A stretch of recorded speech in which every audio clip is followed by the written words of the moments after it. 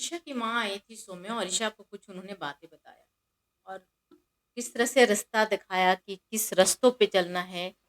बेटू तू कहाँ पे गलत है, कहाँ पर सही है। किस किस को लगता है कि ईशा के माँ चाहती हैं कि ईशा विवियन के साथ खेले, ना कि अविनाश एंड ईशा एलिश के साथ खेले।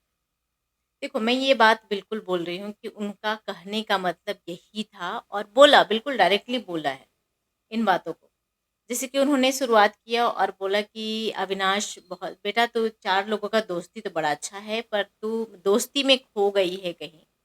जिस तरह से कुछ बात विवियन का होता है तो अविनाश जाता है और उसका साथ देता है। तू क्यों नहीं जाती है? मैं चाहती हूँ तू जा। तू भी उसका साथ दे, उसके लिए मुद्दा में घुस, उसके लिए लड़ो। तो क्या है, मतलब क्या है? इसका तो यही है ना कि तू उसके साथ ही खेलो। अविनाश और एलिस के साथ ना डायरेक्टली नहीं बोला, इनडायरेक्टली बोला। अब देखो, मैं इस बात का भी क्लियर कर दूँगी आपको कि मैं क्यों ऐसा बोल रही हूँ। उन्होंने बोला कि तू ना बस एलिश में खो गई है। एलिस को समझाते, और ये बात से मैं एग्री भी करती हूँ। कहीं न कहीं पे ये चीज़ें दिखता है कि मतलब ईशा ना एलिस को समझाने में ही आधा टाइम लगे रहती है, क्योंकि एलिस का नखरा बहुत ज़्यादा है। खुद तो शो में कुछ कर नहीं रही है एलिस। किसी भी बातों पे नहीं करना है, ना बोलना है, पर ना जाने किस बात के लिए बस वो रुसते ही रहती है और ये दोनों मनाते ही रहते हैं। तो आधे टाइम में सही बात है कि ईशा अपना टाइम एलिश को समझाने में और उसे मनाने में अपना टाइम वेस्ट करती है। इस बात को उनकी माँ ने क्लियर किया कि तुम थोड़ा एलिश से ऊपर आओ और अपने मुद्दे को रखो, अपनी बात को रखो। तुम्हें ज़रूरी नहीं है कि तुम उसमें घुसे रहो। अब अविनाश के बारे में क्या बोला? अविनाश के बारे में ये बोला कि बहुत बार चीज़ें ऐसी होती है जिसमें कि मुझे पता है कि तू अपना स्टैंड ले सकती है, तुम उस मुद्दे पे बात कर सकती है, पर तू नहीं बोलती है, कोई और ले जाता है। कोई और क्या है? ये अविनाश है। देखो, अविनाश का सही बात है कि मतलब अब वो प्रोटेक्टिव है, दोस्ती है, प्यार है, क्या है, इस चीज़ को कहना मुश्किल है।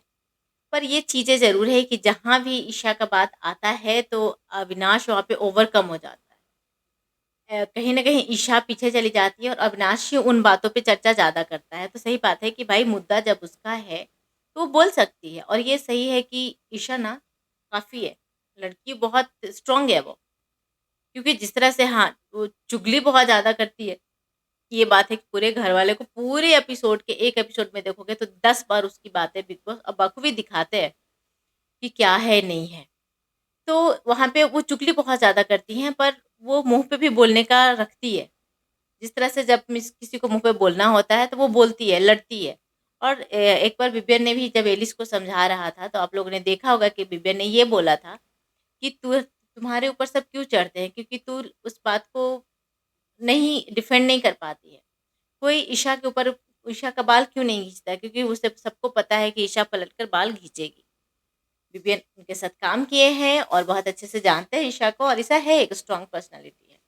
तो इस तरह से उनकी माँ ने बोला कि भाई तू विवियन के साथ ही खेल, अच्छी लगती है, और सबको पता है कि विवियन तो स्ट्रॉन्ग पर्सनैलिटी है, तो उसके साथ आस-पास में रहना, उसके मुद्दे के लिए लड़ना, उसका साथ देना कहीं न कहीं बेनिफिट होगा। तो चलिए अब देखते हैं आगे एपिसोड में क्या देखने मिलता है और ईशा का गेम किस तरह चेंज होता है। क्या वो अब हमें विवेन के साथ ज़्यादा नज़र आएँगी या अविनाश के साथ एज़ यूजुअल जैसे वो रहती है वैसे नज़र आएँगी? क्या एली से उनका थोड़ा दूरी बन जाएगा, एलिस के बातों में उतना नहीं घुसेंगी, हालाँकि नहीं घुसेंगी तो एलिस का गेम भी थोड़ा अच्छा हो सकता है। एलिस अपने लिए बोलेगी, अपने लिए लड़ेगी, अपने लिए खड़ा हो सकती है। तो चलिए देखते हैं रिश्ते कैसे बदलते हैं और गेम कैसे बदलता है बिग बॉस के घर में। बने रहिए टेली चाचा 28 पे, मैं आपके सामने इन बातों का ऐसे ही बातों लेकर आते रहूँगी। मेरे चैनल को सब्सक्राइब कीजिए, वीडियो को लाइक अपना शेयर करना ना भूलें।